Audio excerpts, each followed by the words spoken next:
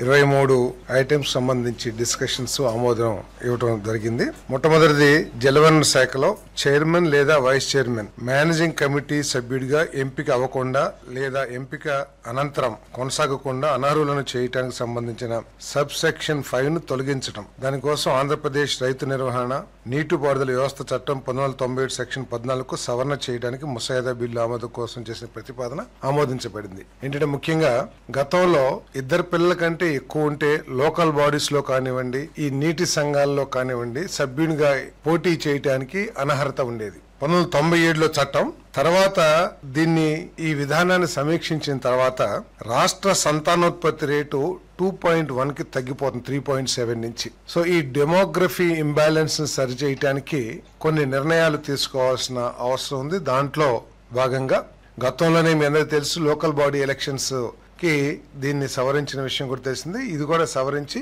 ఇద్దరు పిల్లలు ఇంకా అంటే కూడా ఎక్కువ ఉన్నా కూడా దీంట్లో పోటీ చేయడానికి అర్హత కలిగే విధంగా చట్టాన్ని సవరించబడిందని చెప్పేసి మనం చేస్తాం.